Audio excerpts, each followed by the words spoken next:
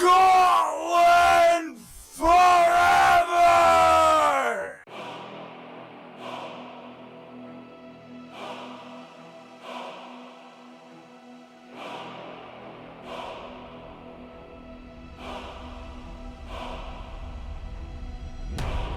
Robert the Bruce and John Comyn had met up in Greyfriars Monastery on the 10th of February 1306. Some bickering turned into the unthinkable, and Bruce had stabbed Comyn in the church. Bruce wasn't a fool and knew that this sacrilege would be conveyed to the Pope and he would be excommunicated. This would mean that he'd be unable to be the King of Scotland due to religious restrictions. So he had to haul ass to Scone, or Scone, I'm calling it fucking Scone, to get him crowned before his excommunication was put into effect. As the story was told to Lamberton, James knew that this was his chance, and he told Lamberton that he was going to go join Bruce, and Lamberton gave him his blessing and some money.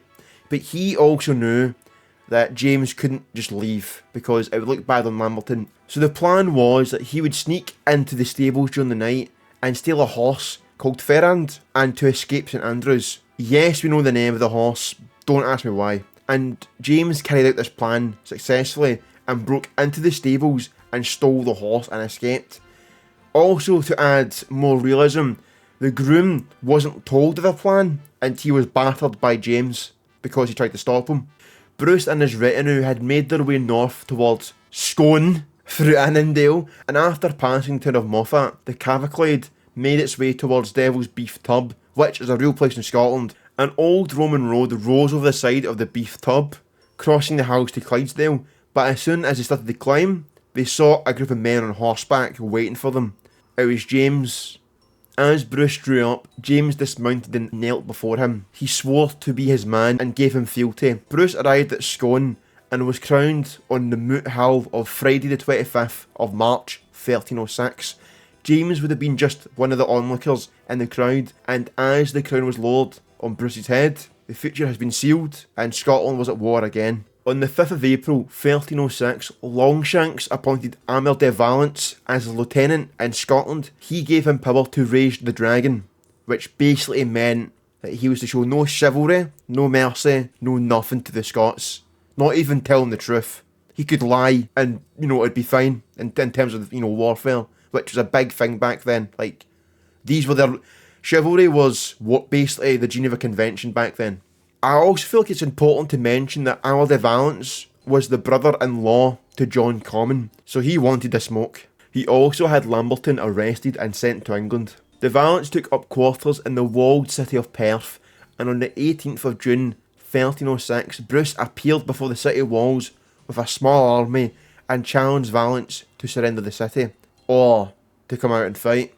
Valence, being the solitude he was, declined because it was a Sunday, and that he would fight him the next day. Bruce took him at his word and withdrew to nearby Methven Castle.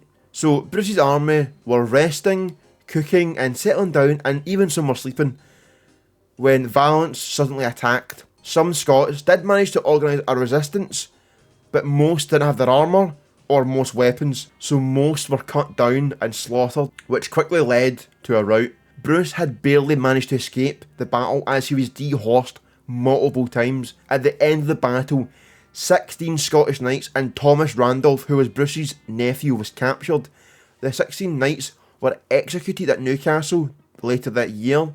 James, like Bruce, barely escaped the battle, and the fragments of the army regrouped and headed east. This battle, even though it was a heavy defeat, changed Bruce. He tried to be chivalrous and was spat on for his troubles, so he knew it was time to take up a new tactic and fighting style.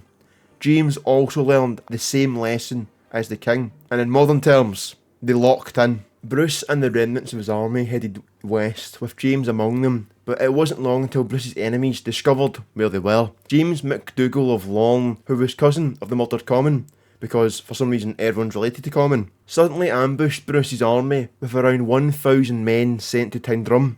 Bruce, after the battering at Methven, only had about 500 men, and even at that, a lot of his retinue were women and children and his wife. During the battle, The Bruce loyalists had to fight a rearguard action to escape the battle alive, and James also in this fight was wounded in battle. During the fighting, Bruce barely escaped again as 3 MacDougals surrounded him and had cut him off from support, but Bruce lived through the smoke and the 3 MacDougals quickly lay dead. Tradition states that Bruce and his men retreated to a nearby castle on the Isle of Loch. It was also around this time that Bruce realised the danger that he and his group were actually in, so he made the decision to send his wife, daughter and the woman to Kildrummy, who were to be escorted by Nigel Bruce, who was his brother. The castle was strong and had a lot of provisions, but a traitor had set a fire in the stables and they were forced to flee and headed north, most likely for Orkney or Norway, but they were betrayed again at St Duckhart Chapel in Rossshire. Nigel was drawn, hung and beheaded. Back in these days, women were also treated really well who were prisoners, better than men at least,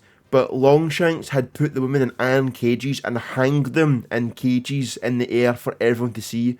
Bruce's wife, the Queen, was confined in a manor house at Burstwick, and his 12-year-old daughter was kept in a cage in London. That's my job.